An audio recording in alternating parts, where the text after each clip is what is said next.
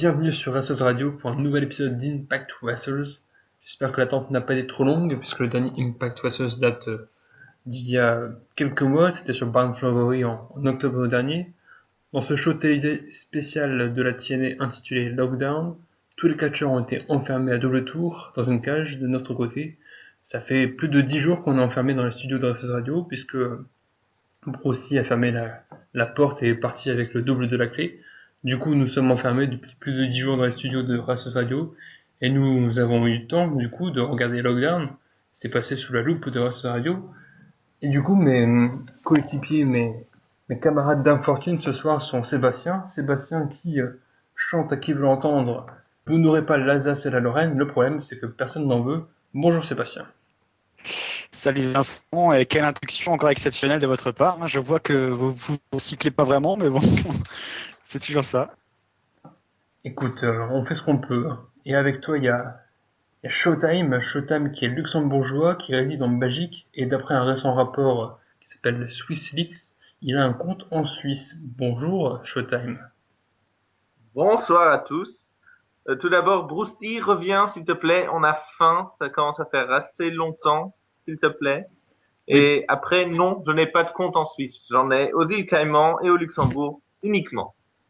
S'il te plaît, viens nous au moins nous donner à manger, quoi, parce que On a mangé Gus et il reste plus grand-chose, quoi. Et pourtant, il y avait matière à manger. Pardon. C'est pour ça Coucou qu'on est Gus. encore en vie d'ailleurs. Ouais, voilà. C'est pour ça que voilà, on a faim. Hein. Ça fait 10 jours qu'on est là, depuis le direct du Royal Rumble. Enfin bref, aujourd'hui on va pas parler de WWE, on va parler de TNA avec Lockdown. Ouais, parlons catch cette fois-ci. Ou le petit tacle de Showtime sur la WWE, ce fervent supporter de Dixie Carter. Donc oui, on va parler de catch, forcément, de TNA, mais avant de parler de Lockdown, on va parler un petit peu de tous les changements qu'il y a eu à la TNA depuis notre dernier podcast. Parce que la TNA a changé de diffuseur aux États-Unis. Elle est passée de Spike TV à Destination America. Destination America qui fait partie d'un gros groupe. Je crois qu'il y a une chaîne d'infos qui fait partie du gros groupe, genre NBC ou quelque chose comme ça. J'ai pas vérifié. Groupe Discovery. Ouais, voilà. Discovery Channel, documentaire animalier, tout ça. Et du coup, c'est un groupe, mais c'est moins de téléspectateurs pour la TNA. Il y a eu des changements aussi de commentateurs. Maintenant, Taz est accompagné de Josh Matthews, qui était commentateur à la 2 il y a encore quelques mois. McTinney maintenant est sur l'émission Unlocked, qui est diffusée le samedi. C'est un peu un explosion pour les Américains. Et il y a aussi un changement de champion, puisque Bobby Roode a perdu son titre contre Bobby Lashley dès le premier show qui était en direct, un mercredi soir sur Destination America, sachant que le show est passé du jeudi soir qui était sur Spike TV au mercredi soir pour le premier show en direct, et maintenant c'est un show enregistré qui est tous les vendredis soirs. Je vais laisser parler Sébastien en premier sur les changements de la TNA. Qu'est-ce qui t'a marqué, qu'est-ce qui t'a plu, qu'est-ce qui t'a déplu? Ouais, il y a beaucoup de choses qui se sont déroulées depuis notre dernière émission, comme on l'a rappelé tout à l'heure. Et c'est vrai que les changements qui ont été faits, on avait un a priori assez négatif, puisque Destination America, c'est pas une chaîne très importante, c'est un réseau qui est assez confidentiel finalement. Donc on se disait que c'était pas forcément un bon choix, quoi. Et je trouve que finalement le choix est pas si mauvais que ça, puisque on voit que Destination America est vraiment très impliquée dans la TNA, puisqu'elle propose énormément de produits et de programmes, surtout sur la TNA sur sa chaîne.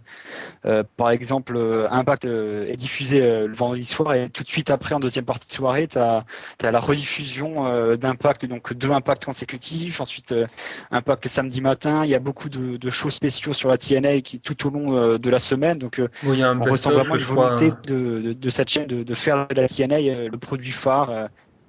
De cette petite chaîne, donc ça c'est assez intéressant puisque Spike TV ne proposait pas du tout ça.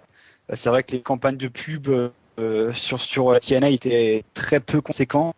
Bah, c'est ce qui a Donc été là, dit dans les interviews par Dixie Carter et par les catcheurs, c'est que, hormis peut-être une pub 10 minutes avant le show, il n'y avait pas grand-chose comme promotion pour le show, quoi. Alors que c'était l'un des programmes qui apportait le plus d'audience à Spike TV, c'était à peu près 1 million de téléspectateurs toutes les semaines. Et là, sur Destination America, j'ai pas regardé les derniers chiffres, mais je sais que, par exemple, sur la première émission, ils étaient à quelque chose comme 250 000 téléspectateurs, et sur la troisième, ils étaient à plus de 500 000. Donc bien sûr, c'est moins que sur Spike TV, parce que c'est une chaîne qui est moins disponible par rapport aux décodeurs, au câble. C'est une chaîne câblée, c'est moins disponible que d'autres chaînes comme Spike TV. Mais ce qui est pratique pour la TNA, c'est que c'est un gros groupe, donc il y a de l'argent. Donc je pense qu'au niveau du contrat de diffusion, la différence doit pas être énorme par rapport à Spike TV. Et en plus, c'est une chaîne qui monte. C'est ce qui a été dit dans les interviews. C'est une chaîne qui est assez récente. Et du coup, enfin, l'audience prend de l'ampleur. Surtout que la TNA, c'est un programme assez inédit sur la chaîne, parce que sur la chaîne, les autres programmes, c'est en gros des programmes animaliers ou sur des trucs paranormaux. Donc c'est un peu, si on fait un équivalent avec une chaîne enfant, ça serait plus RMC Découverte, quoi. Donc avoir du catch sur un truc RMC Découverte, c'est un peu particulier. Showtime. En tout cas, ça fait du bien au moral des troupes apparemment, parce que on a quand même ressenti vraiment que la nouvelle chaîne met les petits plats dans les grands pour accueillir la TNA comme il se doit. Et on ressent déjà qu'il y a plus de pubs autour de la compagnie qu'il y en a eu en plusieurs années sur Spike. Alors oui, les audiences sont un peu plus basses, mais quand tu as un diffuseur qui te permet plus de liberté, qui te promote beaucoup plus, qui est vraiment derrière toi, ça peut vraiment faire du bien. Surtout que Discovery et Destination America sont en négociation avec Sony et Netflix pour diffuser la TNA notamment sur Netflix et sur pour tous les clients PlayStation qui ont le PlayStation Plus, ce qui fait des millions de clients potentiels au travers le monde. Oui, parce que sur la PlayStation 4, je crois que Oui, c'est obligatoire. ce cas, ouais, c'est obligatoire si on veut jouer en ligne. Voilà. Ah, Et ce serait un gros coup, ça. Netflix, Netflix, c'est des milliers de téléspectateurs.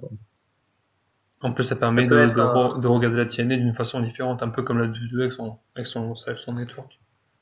ouais, juste que la TNL, là, on pourrait regarder des centaines de films et de bonnes séries à côté, alors que le network, il n'y a pas grand-chose à faire. Enfin, ça devient répétitif. Donc, c'est tout bénef pour la TNA.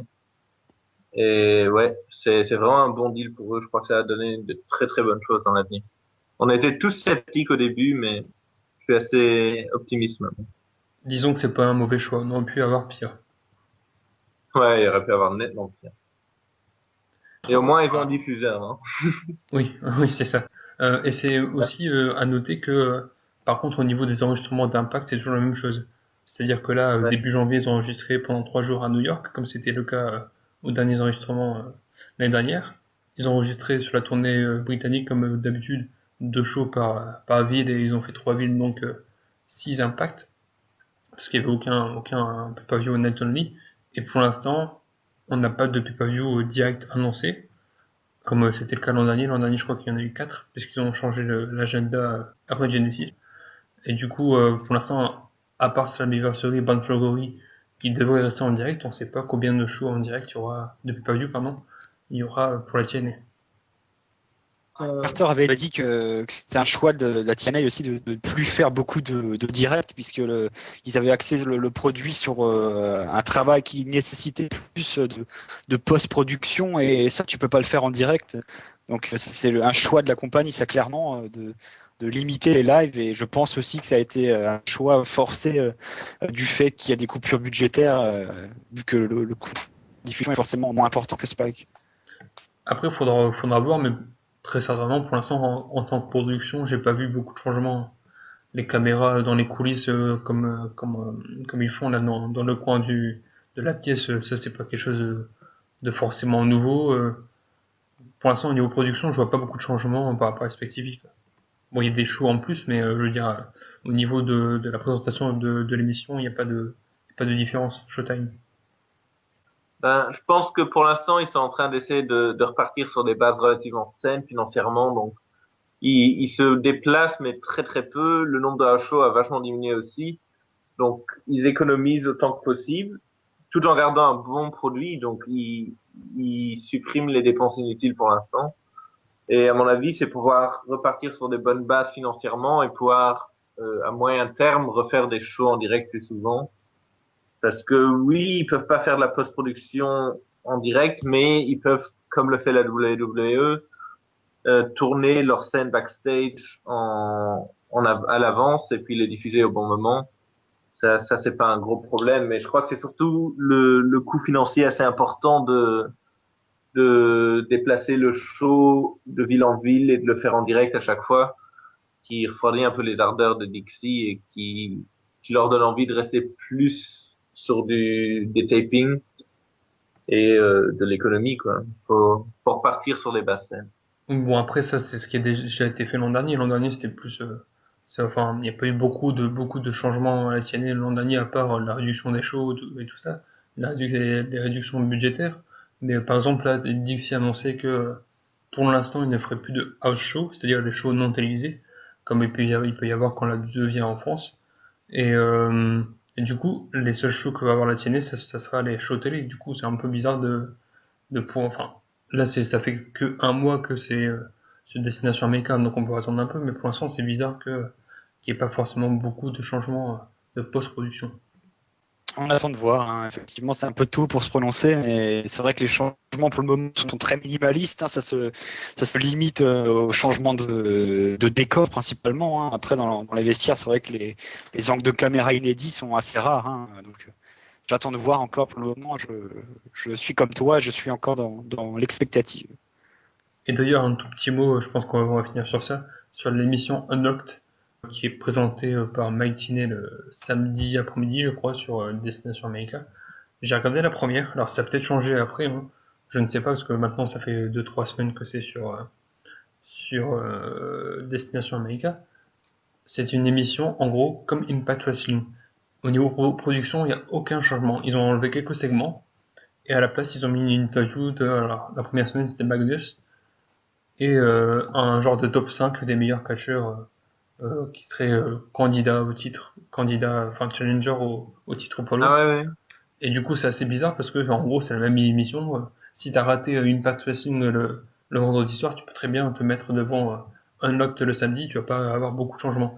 Et la petite, entre guillemets, originalité de cette émission, c'est qu'en bas à gauche, il y a des petits messages qui sont en gros les commentaires de Mike Tinney où il dit, alors j'ai vu une image sur internet où par exemple sur Lockdown, Mike Tinney quand bon, je vais spoiler pour ceux qui n'ont pas vu le match et parce on va en parler après, mais un Rockstar Spot qui monte en haut de la cage et t'as un petit message en bas à gauche de l'écran qui te dit, enfin Mike Tinney qui dit Rockstar Spot il y a un petit rituel avant chaque match il fait une prière. Donc c'est un peu des messages qui servent à rien et du coup c'est un peu bizarre cette émission mais pourquoi pas. Tous ces petits segments, on la TNL les posts sur YouTube et sur tous ses réseaux sociaux, notamment le top 5 et la récap de Impact. Donc, ils font quand même un gros effort de communication pour que personne ne puisse oublier qu'ils existent et pour leur rappeler tout le temps, oui, on est là, voilà la situation de la compagnie pour l'instant. Même si vous avez lu les spoilers des épisodes de dans 2 mois, voilà où on en est pour l'instant. Restez dans le jus et vivement le prochain épisode. Donc, ils nous tiennent quand même au courant tout le temps de ce qui se passe. Et c'est assez intéressant. Et j'aime bien ce concept de top 5 parce que ça donne quand même une bonne idée de qui est proche du main event. Est-ce qu'on a encore quelque chose à dire? Peut-être le changement de commentateur. Est-ce que vous êtes satisfait de l'arrivée de Josh Matthews, Sébastien? Moi, je suis satisfait. Ouais. Ça fait un moment que je militais pour le départ de la table des commentateurs pour Mike Tenay. Je pense qu'à son âge, il pouvait passer le relais et surtout, il fallait casser la dynamique Tenay avec Taz qui ne tenait plus. Hein, et excusez-moi pour le jeu de mots. Mais on l'a vu pour les pay-per-view One Night Only. C'est vrai que leurs commentaires ensemble deviennent vraiment très très ennuyants, je trouve. Et il Un fallait peu comme casser la ceux des dynamique. Français. Enfin, désolé pour Céline Marigny et Grégory même s'ils vont sûrement pas nous écouter, mais je trouve que enfin, pour avoir regardé quelques One Night Only en français, je trouve que les commentaires français étaient aussi au rabais que ceux américains. Voilà. Salut s'ils nous écoutent quand même. Et Mais toi, Josh Matthews, ça fait quand même du bien d'avoir. On sent que c'est quand même quelqu'un de très passionné et ça va faire du bien sur le long terme. Malheureusement, c'est pas Striker ou Jim Ross qui était dispo, mais c'est pas mal non plus. Et Mike Tenay, on le remercie pour des années de loyaux services, mais il était temps, plus que temps qu'il fasse une petite pause parce qu'il vieillit quand même. Ce n'est qu'un au revoir, mes frères, ce n'est qu'un au revoir. mes frères, ce n'est qu'un au revoir. Oui, le professeur, comme on l'appelait à la WCW. Ouais. Bon, personnellement, moi je trouve il est pas mal, Josh Matthews, mais je trouve qu'il est un peu. Je sais pas s'il s'ennuie ou si c'est sa façon de commenter, parce que quand je regarde la 2-2, je regarde en français, du coup je sais pas comment il commentait à l'époque sur Superstars ou d'autres shows. Sur SmackDown, je crois qu'il était. Et je trouve qu'il est pas très enthousiaste sur ses commentaires. Alors, c'est peut-être sa façon de commenter, hein, mais par En exemple même temps, quand il y a Mark Andrews qui a fait ses débuts, il était pas très chaud.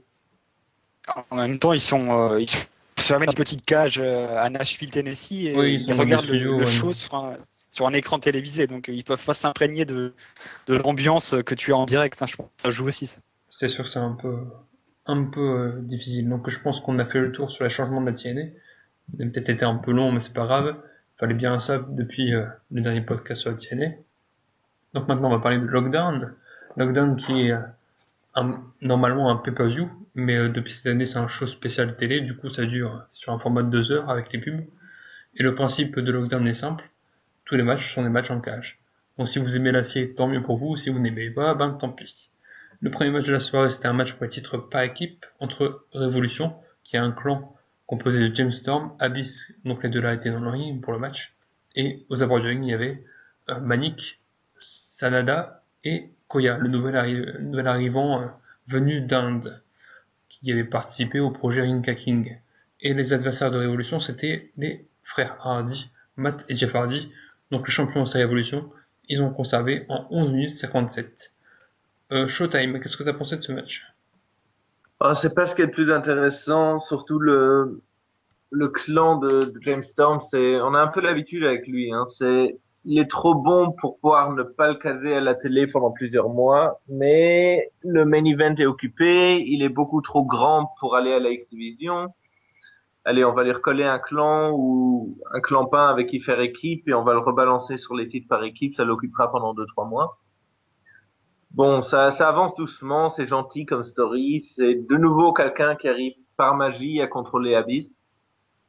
On l'a vu et revu. Bon, ça marche pas mal, mais c'est rien de très original.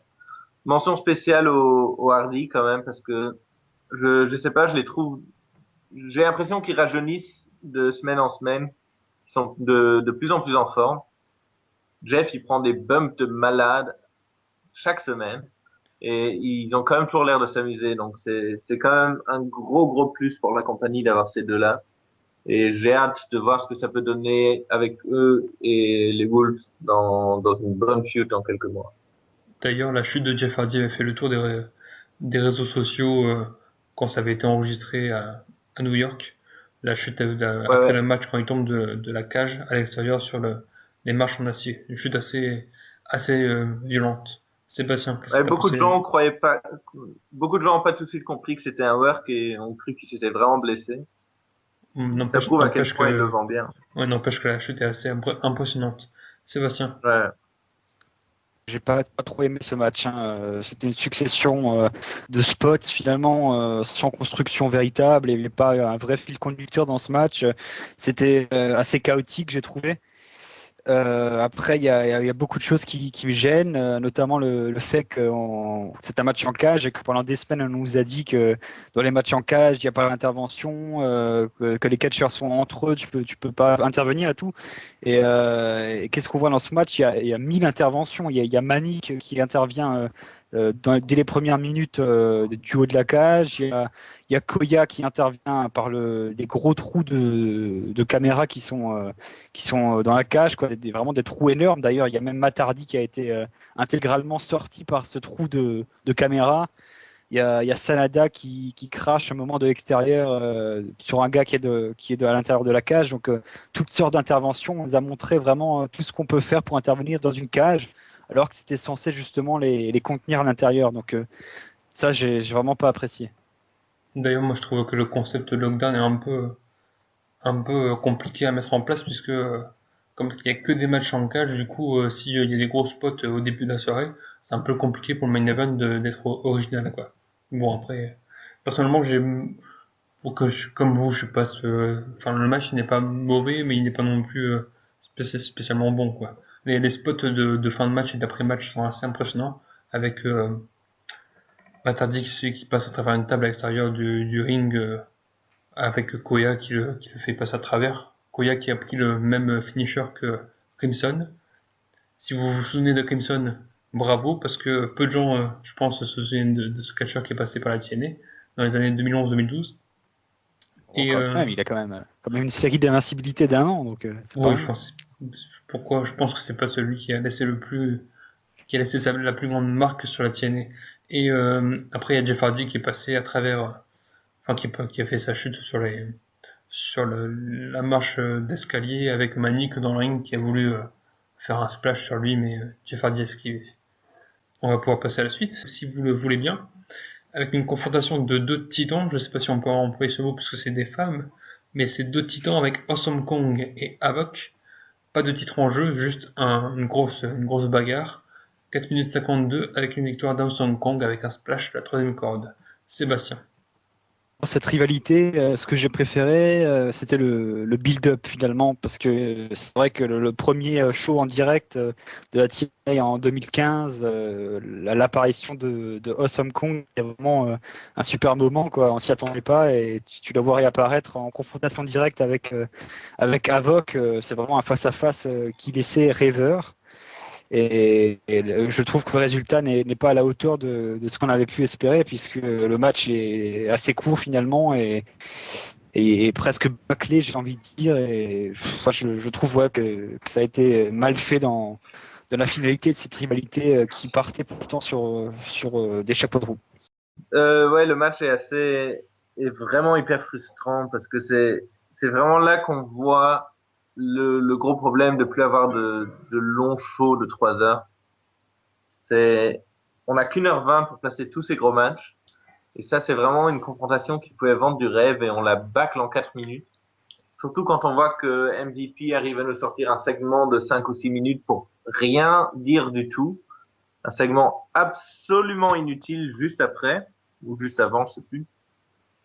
C'est vraiment très, très, très frustrant de voir un si beau match, une si belle affiche, tellement bâclée alors que depuis le premier show en direct de 2015, il y a que ça qu'on attend chez les knockouts. Bon, c'est toujours bien meilleur que ce qu'il y a chez la concurrence, mais ça reste assez frustrant, quoi. Donc je pense qu'on a fait le tour de ce match féminin. Le tour était long à faire, hein. Ouais, on l'a fait. Puisque... Oui, non, mais le tour de Hong Kong est peut-être long à faire, mais le tour du match, non. Pardon. C'était la petite vanne pourrie du soir. Donc, ils étaient amis jusqu'à ce que Eric Young trahisse son ami. Donc, Eric Young contre Bobby Roode, c'était un match simple en cage. 7 minutes 59 de match avec une preuve de domination de la part de Bobby Roode. Qu'est-ce que tu en as pensé, Showtime, de ce match? Bah, c'est du déjà vu. C'est poli comme prestation, quoi. Il y a rien d'exceptionnel. C'est pas mauvais. Je pense qu'on peut dire la même chose que le match précédent. En fait, si c'était un peu pas voilà. Plus long, je pense qu'il y avait matière à faire mieux. Voilà, surtout que les deux se connaissent par cœur, ils s'adorent, ils se sont déjà affrontés des dizaines de fois dans absolument toutes les stipulations possibles sur les 12 ans que la compagnie, 13 ans. Oh, ils vieillissent. Les 13 ans qu'ils bossent déjà ensemble à la TNA. Et ouais, donc là, il y a vraiment rien de nouveau, même si la coiffure de EY est vraiment très très moche. Enfin bon, ça compte pas pour beaucoup. Ouais, j'ai vraiment hâte que ces deux-là puissent s'affronter dans un bon match bien hardcore, un pay-per-view, qu'on leur donne 15-20 minutes. Ça peut être très très très fun. Ils ont déjà eu des matchs 4 étoiles et demi par le passé avec des stipulations, ils peuvent leur faire. Et là, j'ai vraiment hâte de voir ce que ça peut donner. Là, c'est un bon petit teaser, mais c'est pas un vrai match. C'est pas ça. Ah bah, je peux vous confirmer que ça arrivera, hein, puisque j'ai vécu un Eric Young contre Bobby Roode en live à Londres. Hein, je parlerai plus tout à l'heure. Mais c'était un match à stipulation hardcore, je crois, ou dans la semaine standing, voilà. Et là, il y avait vraiment une grosse implication physique de 15 minutes de combat. Ça, c'était un gros match. Vous allez voir dans les semaines qui suivent. Celui-ci, là, à Lockdown, est pas assez souvent. Hein. Enfin, pas décevant, mais c'est toujours la remarque du temps, hein, comme on dit. Mais j'ai trouvé que le match en soi était pas mal, mais on pouvait avoir mieux. Hein, donc, je vais pas en rajouter beaucoup plus que vous. l'implication physique est présente. Eric Young qui saigne vraiment au bout d'un moment, mais c'est probablement Il le est tout temps. dégueulasse son blade job quand même. Je pense qu'il y a pire. Il est vraiment pas discret. Hein. Je pense qu'il y a pire. Renault, s'il était là, il nous Ouais, dirait que le rock dans les années 90, c'était mais au pire. moins cette fois-ci, les caméramans de la TNA ont la bonne idée de pas filmer EY pendant qu'il sortait sa lame de rasoir de son slibard. Donc ils font des progrès aussi. Destination America a des meilleurs caméramans que Spike. Ça c'est pas mal. Oui, non, mais je suis Que d'accord si avec vous vous vous. souvenez, Spike a plus d'une fois filmé directement les catcheurs sortant leur Ouais, petite lame de rasoir un en gros plan zoomant presque. pratiquement sur leurs mains. Oui, non, mais c'est sûr que c'était pas très discret avec Spike TV. Mais je suis d'accord avec vous, 8 minutes, c'est pas assez pour ces deux catcheurs. Donc on va pouvoir passer à la suite avec un match handicap. On se demande d'ailleurs pour qui était le handicap. Rockstar Spud et Mandros d'un côté, Mark Mandros de son vrai nom, et Tyrus, ancien Brodus Clay de la WWE, de l'autre, avec Ethan Carter 3, enfin troisième du nom, du côté de Tyrus, aux abords du ring. Un match de 5 minutes 47, c'était plus qu'un squash qu'autre chose, même enfin un squash un peu long, mais c'était pas très développé. Sébastien. Ah, pour moi, c'est la meilleure feud du moment. Hein. Je ne peux pas passer par quatre chemins. C'est celle-là qu'il faut regarder en ce moment à la TNA. Et pourtant, je pars de très loin puisque je détestais EC3 au départ et ça peut me laisser assez indifférent. Mais là, l'évolution des personnages est vraiment très très très bonne. La feud se suit vraiment bien. Et je trouvais qu'encore une fois, ça s'est confirmé dans ce match-là qui est bien construit. Il y a quelques mouvements spectaculaires. Hein, je pense notamment au saut de Rockstar Spud du haut de la cage qui est bien fait. Il y a l'implication également de Mark Andrews qu'on appelle Mondrews maintenant, un nom assez pourri je trouve, mais bon ça c'est autre chose.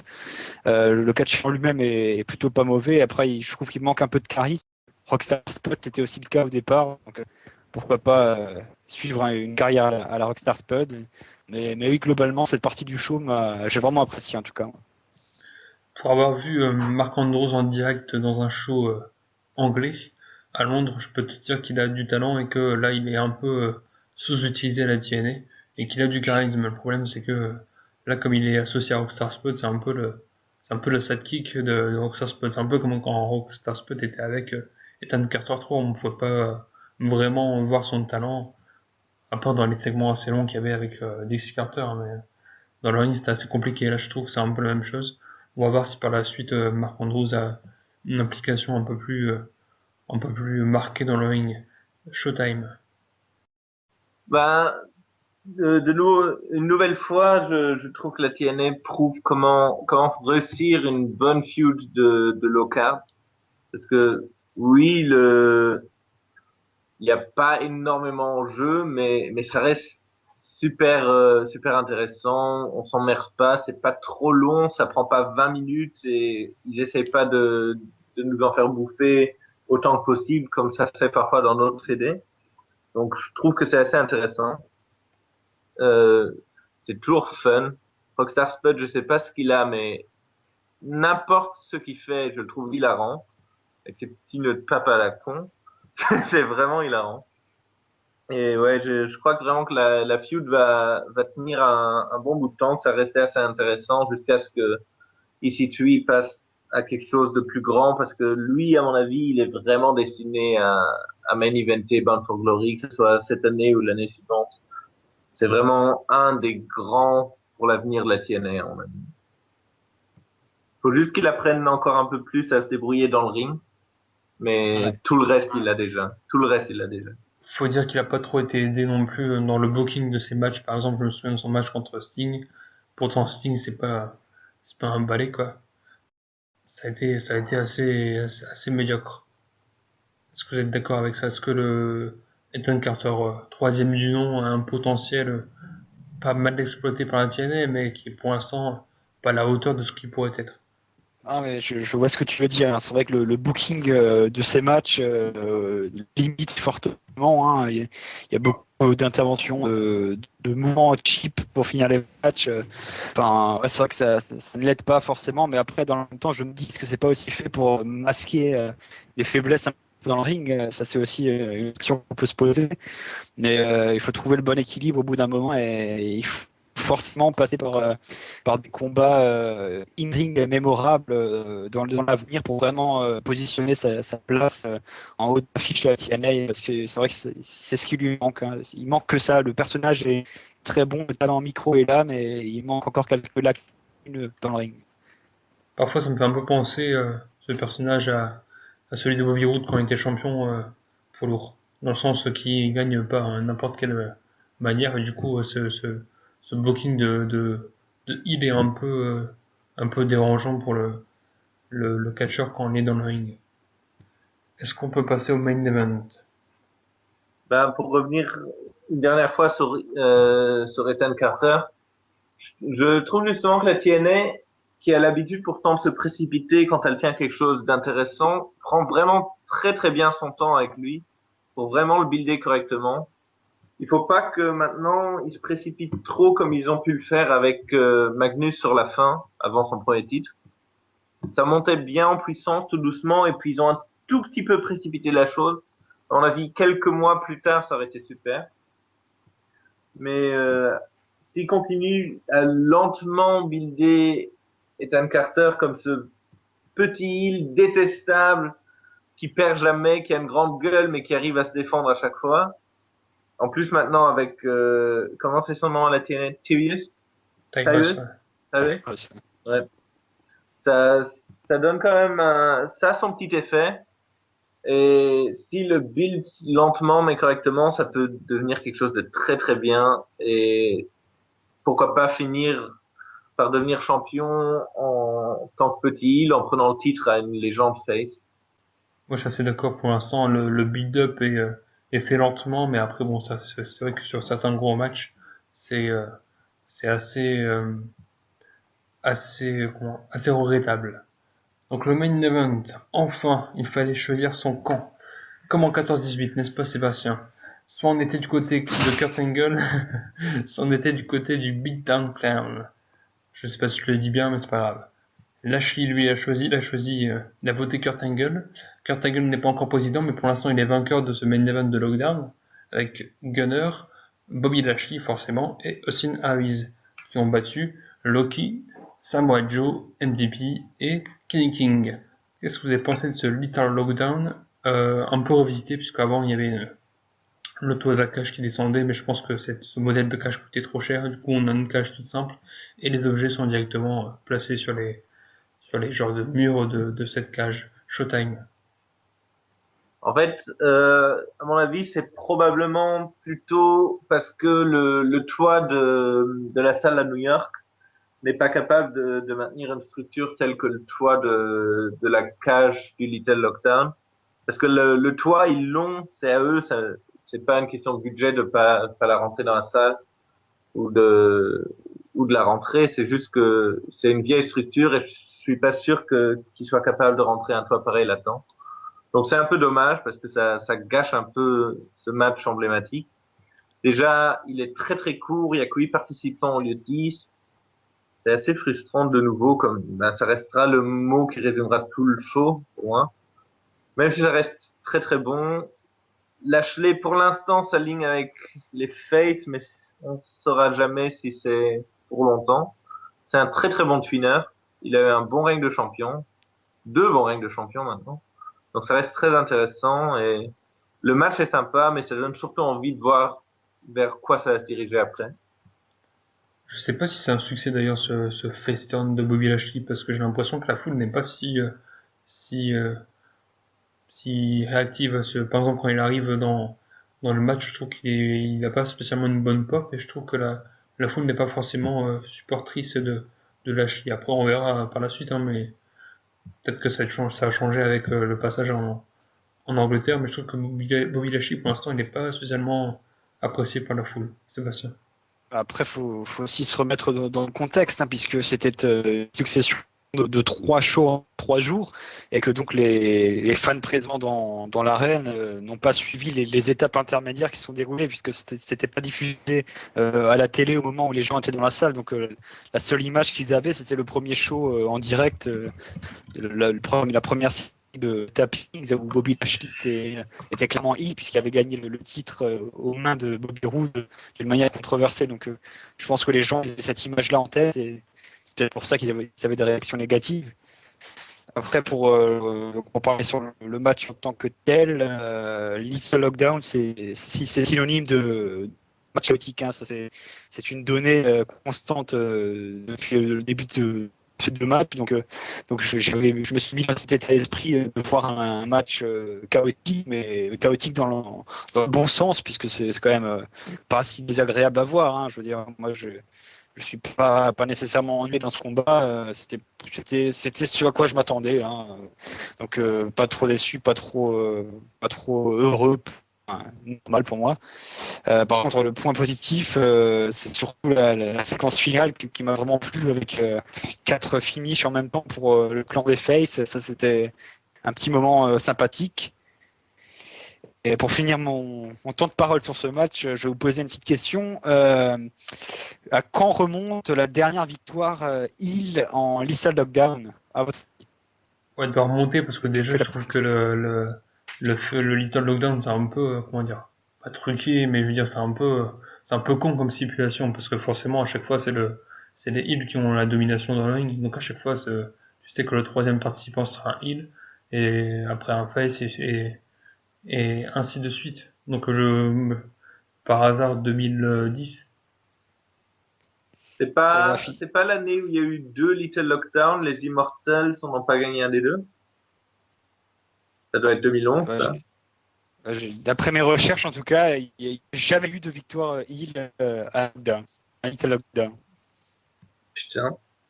Paye ton Depuis suspense. 2005, donc le pay-per-view a 10 ans et il n'y a jamais eu une seule victoire heel. Donc à moins que j'ai merdé quelque part, quand même assez étonnant comme Bah, statistique. T'as regardé qu'il y en avait eu un à Bound for Glory une année? Ah, je parle à Lockdown, hein, bien sûr. À Ah, For Glory, c'est peut-être différent, ouais, tu mais dans le parlais de la... pay-per-view, Lockdown, dans un Little Lockdown, aucune victoire face. Enfin, aucune victoire heel, pardon. Moi, c'est un peu, comme je l'ai dit, c'est un peu une stipulation un Voilà, peu c'est ça. cache-misère, je trouve, mais enfin, il y avait des Little Lockdown qui étaient bien meilleurs avec des Christopher Daniels ou d'autres catcheurs. Là, je trouve que c'était un peu bizarre. Et bizarrement, d'ailleurs, il n'était que 8 dans le ring, mais ils ont réussi à foirer un petit peu le finish. Si vous arrivez à vous souvenir du finish, il y a MVP qui se prend un spear de Bobby Lashley, et MVP qui chute sur Austin Harris qui est en train de porter une soumission sur sa soumission, là, je ne sais plus comment ça s'appelle, sur Last Chance, oui, je crois, un truc du genre, sur Loki. Et du coup, heureusement qu'il a, parce que il fait un genre de ponté en faisant cette soumission à Harris. Du coup, heureusement que MVP n'a pas pété le tibia de Harris ou un truc du genre en faisant cette chute parce que ça aurait été un peu con, quoi. Le ring n'était pas assez grand pour faire toutes les prises de fin, quoi. Encore une remarque générale. Vas-y. J'adore le retour au Six Side, surtout pour ce pay-per-view, parce que la cage à 6 côtés est quand même tellement mieux que les cages traditionnelles. On peut profiter beaucoup plus de l'espace supplémentaire qu'il y a sur le ring, parce que la surface est quand même un peu plus grande. Et je trouve que ça se ressent quand même énormément dans les différents mouvements. Bon, malheureusement, sur ce show-ci, ça s'est pas trop ressenti parce que les matchs étaient assez courts et qu'il n'y a pas eu de match X-Division. Mais quand il y a des escape matchs de la X-Division et des trucs comme ça, on ressent vraiment la différence entre les rings à 4 côtés et les rings à 6 côtés. Donc ça, de nouveau, ça va être très très bien quand ils en feront des matchs un peu plus longs. En fait. Après, Je vais aussi faire une petite remarque. Vas-y. Faire une petite remarque aussi aux questions du temps de ce show. Pourquoi ne pas passer dans un show spécial de 3 heures, puisque je rappelle que pour le moment, ce soir, tu as en prime time Impact Wrestling et en deuxième partie de soirée, tu as la rediffusion du show. Donc, c'est-à-dire que le créneau, le bloc de 3 heures, c'est 3 heures d'émission Impact. Donc, pourquoi ne pas faire un format spécial 3 heures Ouais, exactement. pour la prochaine fois? Ouais, mais le Sébastien, tweet, c'est ça, tiens, aux le, officiels. le problème, c'est que ceux qui sont dans la salle, ils en prennent 2 dans la gueule d'Impact.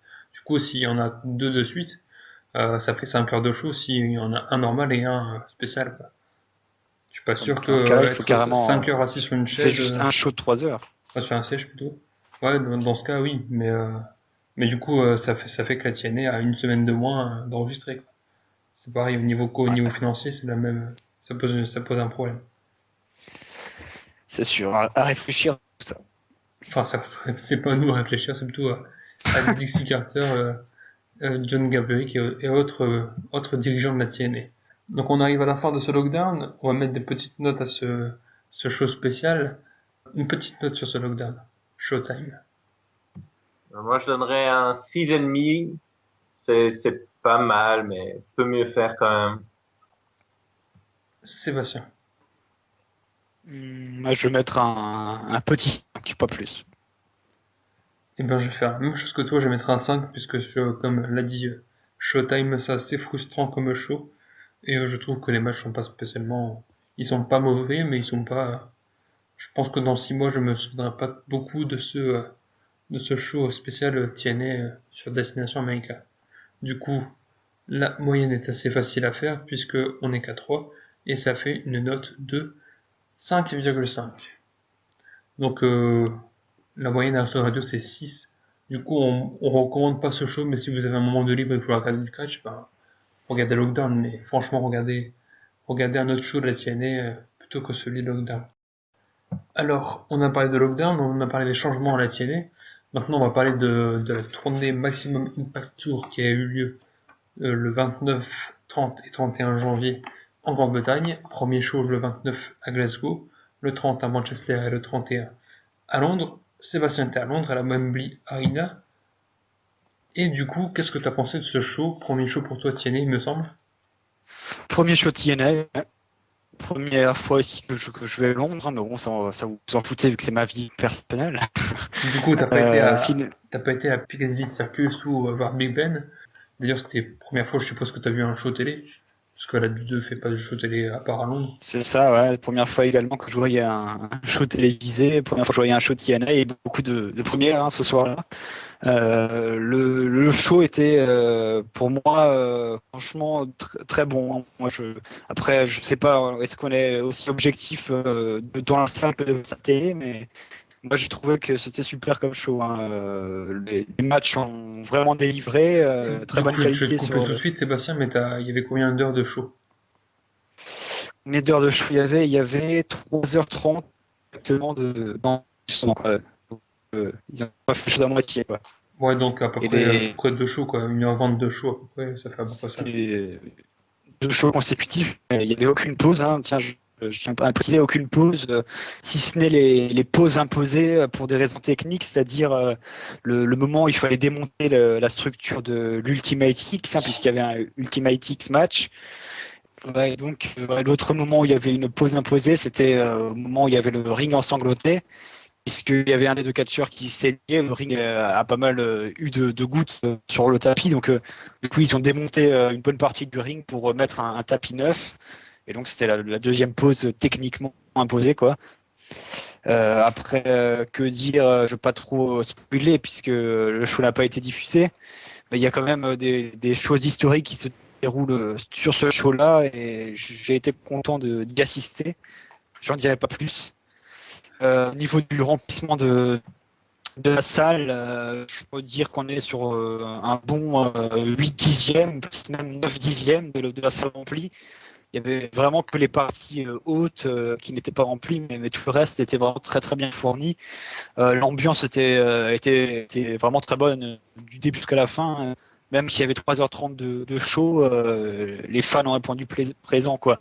Ça se voit qu'ils attendent ce moment à chaque année. C'est pas pour rien que la tournée UK de la TNA est un succès à chaque fois, hein. Qu'est-ce que je peux dire d'autre? Est-ce que vous avez des questions, par exemple? Showtime. Oui, j'ai lu les spoilers. Je suis vilain, mais j'arrive pas à me retenir de les lire, comme beaucoup d'entre vous, à mon avis. De toute façon, le temps que Donc, ça soit diffusé, t'as le temps. Je crois que le ouais, j'ai le temps premier, ce sera d'oublier. dans 2 semaines et ce sera la Glasgow, donc Londres, ça Ce sera fin mars, début avril, du coup, t'as le temps. Par contre, oui, effectivement, on n'a jamais été informé de ce qui s'est passé, puisque bien sûr, il y a eu beaucoup de shows qui se sont passés juste avant, les shows à Glasgow, les shows à Manchester, et donc il y avait des choses qui se sont passées dans ces shows pour lesquelles je n'étais pas au courant, hein. Par exemple, il y avait une équipe qui a gagné, une nouvelle équipe championne par équipe, hein, je ne vais pas vous dire laquelle, et j'ai découvert ça pendant le show de Londres, hein, je ne le savais pas auparavant. Donc, à aucun Ah, moment, ils nous ont rappelé les storylines. C'était bizarre étonnant, parce quoi. que l'année passée, bon, le show durait un peu plus longtemps, hein, il a duré plus de 4 heures, mais parce qu'il y avait encore les Explosions qui étaient tournés en même temps. Mais Borash rappelait régulièrement ce qui s'était passé dans les autres enregistrements de la tournée, notamment le heel turn de James Storm contre Gunner l'an passé. Il avait rappelé avant que Gunner vienne péter son plomb sur le ring. Donc c'est assez étonnant qu'il l'ait pas rappelé.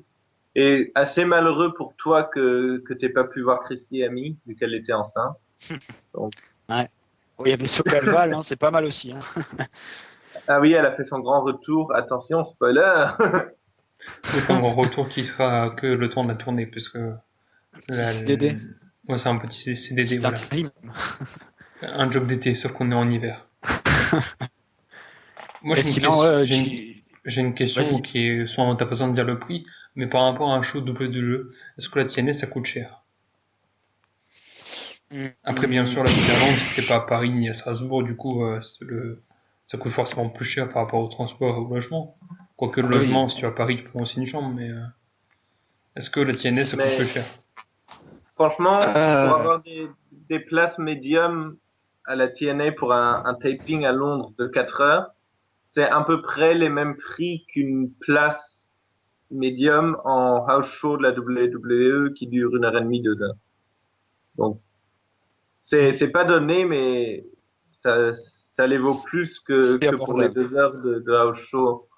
Enfin, à mon avis, c'est beaucoup plus intéressant que les 2 heures de house show que la WWE back quand elle est en Europe.